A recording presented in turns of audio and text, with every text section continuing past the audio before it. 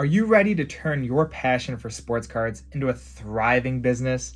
Stick around because I'm about to share 5 game-changing tips that could set you on the path to success. Welcome back to Card Craze Central. If you're passionate about sports cards and dreaming of turning that passion into a beautifully profitable business, you're in the right place.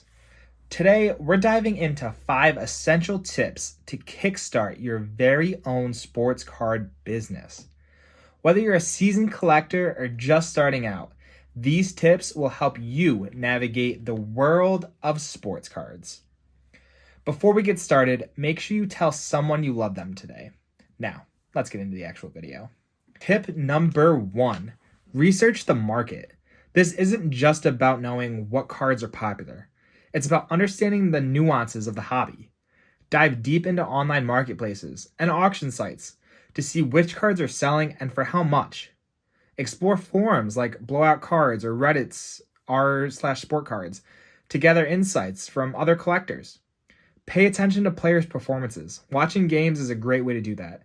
Cards can skyrocket in value after a standout season or a major game, especially like with baseball right now and how we're going into the World Series time frame.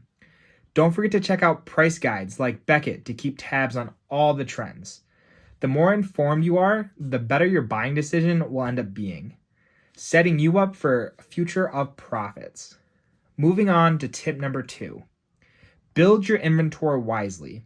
This is something that I had such a hard time doing when I first started out. So when you're starting out, it's tempting to buy as many sports cards as possible. But remember, focus is crucial. Begin by identifying key players and popular sets. Look for rookie cards, limited editions, and autographed or memorabilia cards that are highly sought after. Attend local sports card shows and estate sales where you might score some amazing deals on collections or even like blowout sales. Online auctions can also be a gold mine. But set a budget to avoid overspending. It's very easy to start out spending $2 or $3 on a card and all of a sudden you've spent $200 or $300 in a month. And always inspect the condition of cards before purchasing. Grading can be significantly impact to value as well too. So remember, it's not just about the quantity. Building a quality inventory will set the foundation of your business. And while we're on the concept of grading, also take into the cost of grading that card into the price when you pay for it. So if a graded card is worth $50 and you can buy it for $30, that might not be the best idea because it might cost anywhere from $15 to $20 to grade that card. So just keep that in the back of your mind as you go through and buying these cards. Tip number 3 is to create an online presence. In today's digital age, establishing a strong online identity is crucial for attracting customers. Start by showcasing your collection on platforms like Instagram or TikTok. Use engaging visuals and stories to connect with fellow collectors. Consider launching a website maybe to serve as your storefront, where you can display your inventory and offer purchase options. Now, it doesn't have to be a normal website either. You can leverage a lot of different online shops. You could utilize stores like eBay or TCG Player to list cards and reach a broader audience. These platforms have built-in traffic that can drive sales to your storefront. And remember, consistency is key. Post regularly and engage with your followers through comments and direct messages. The more you interact, the more trust you'll build within that community. Because that's what it's all about. It's about building a community, and that really leads into tip number 4. Network with other collectors. The sports card community is rich with passionate individuals eager to share their experience and knowledge. Attend local card shows, join hobby clubs, or start your own, and participate in online forums to meet other collectors. Consider organizing trading events or meetups. These can be fantastic opportunities to exchange cards and even tips while expanding your network. Building relationships can lead to exclusive deals and insider knowledge about upcoming releases. Again, this probably won't happen in every single relationship or networking event you meet, but it's still good just to have those connections, and it really just opens up your ability to get more cards and be more susceptible to seeing more cards come through. Remember, Connections can be just as valuable as cards themselves. And finally, tip number 5. Stay informed and adapt.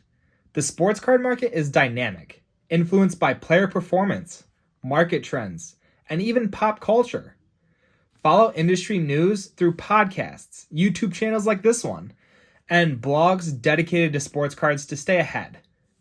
Keep an eye on new releases and popular players.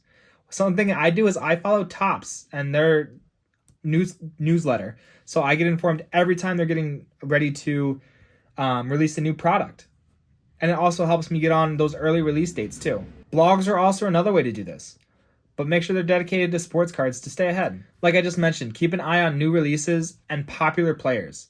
Sometimes a single game can change a player's card value literally overnight or while the game is happening. So just be ready to pivot your strategy based on what you learned. But also be very cautious because there are a lot of emotions tied in with sports. So just because a player had a bad night doesn't necessarily mean that they're going to have a bad month or a bad week or a bad year. So take that with a grain of salt and use your own common sense on that. But you also have to be ready to pivot your strategy based on what you learned. If a particular type of card is gaining popularity, adjust your inventory. Flexibility is essential in this business. Consider investing in grading services to enhance the value of your card as well. Some of those companies like Beckett, SGC, or PSA are good ones to start with, and you can learn a bunch about each one on their websites as well too. The more proactive you are, the more success you'll become. To recap, we've covered 5 essential tips, which are research the market, build your inventory wisely, create an online presence, network with other collectors, and stay informed and adapt. These steps will help you on the right path to building a successful sports card business. So what are you waiting for? Start your journey today, and remember, every big business starts with a small step. And most importantly, have fun. This is a hobby first before a business. If you found this video helpful, click the video on the screen because it will cover all the reasons that you need to sleeve your card collection today. As always, don't forget to like and subscribe for more tips and tricks, and we'd love to hear from you. Share your own tips in the comments below. Until next time, guys, this is Card Craze Central. Happy collecting.